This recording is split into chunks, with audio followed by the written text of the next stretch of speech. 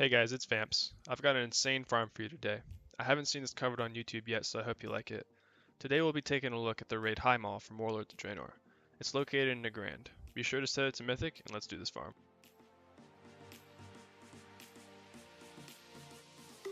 So once you're inside, just talk to the ogre ahead, and he'll activate the elevator for you.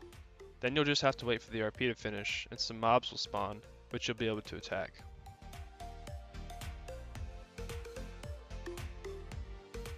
Killing these mobs will cause the boss to spawn after some more RP, which will open up the rest of the instance after we kill him. So this raid isn't that difficult, but having at least like a 930 item level will definitely make the farm more efficient.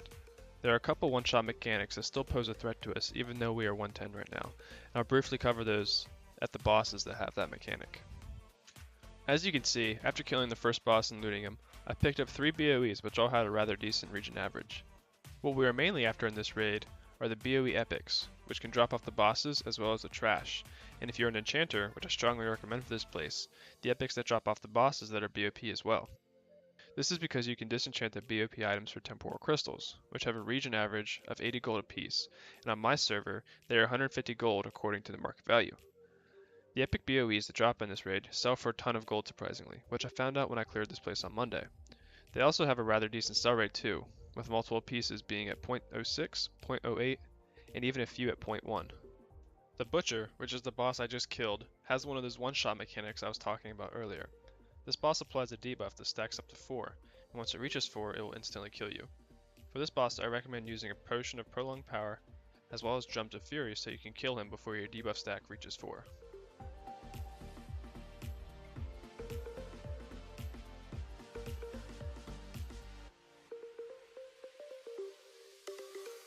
You'll see me using gems in here just on about every fight. That is because gems are cheap on the auction house, and using them consistently on the bosses makes the farm more efficient because I'm able to kill the boss quicker than I normally would be able to.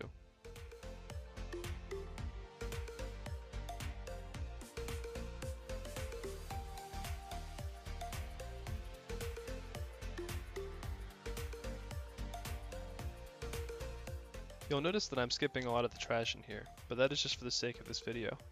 Killing all the trash in this instance, at least in the first portion of this raid, would give you more chances at the BOE epics, which would result in a higher item value average at the end.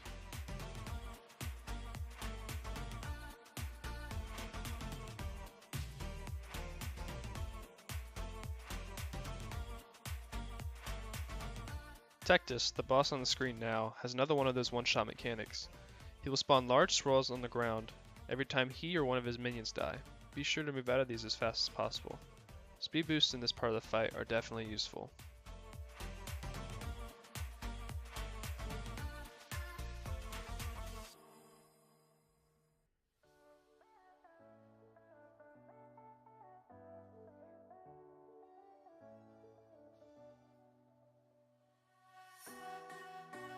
You'll notice that throughout this video I've looted a few green drops as well. These are also decent sellers on the auction house and have a pretty solid region average as well. I would not recommend disenchanting these because they just drop a few dust when disenchanted, and this dust isn't worth a whole lot.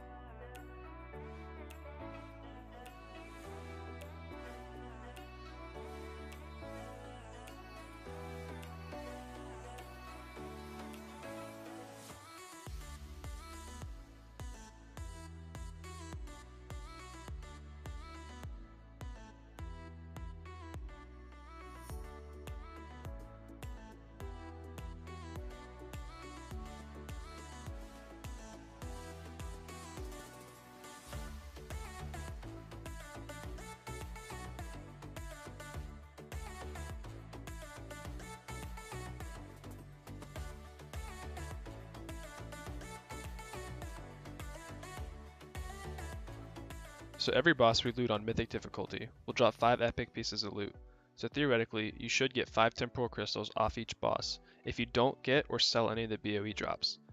This means that each boss is worth 400 gold plus the 25 raw gold based on the region, and on my server for me, each boss is worth 750 gold plus the 25 raw gold.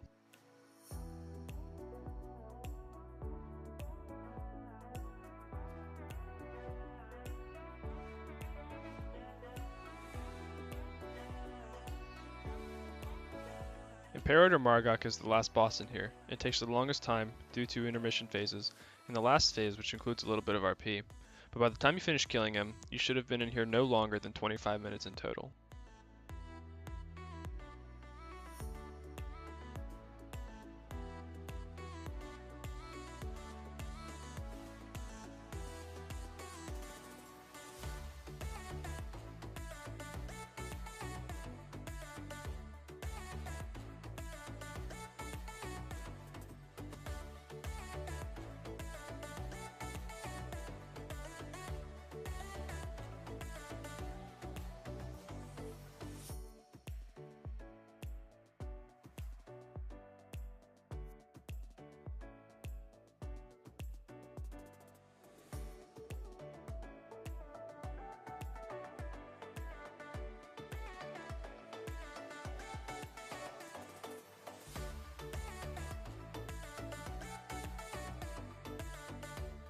So looking over what we ended up with here, we got 32 Temporal Crystals, which is because I decided to keep 3 of the BOEs to sell as Transmog. 6 Epic BOEs, which all have a region average over 1.5k, with the highest having over 6k. We also got some greens, which all sell for less than 1,000, but at least is adding stock to my auction house value. I hope you liked this farm, and if you did, leave it a like. Also be sure to comment your thoughts and what I could improve. Have a great day, everyone.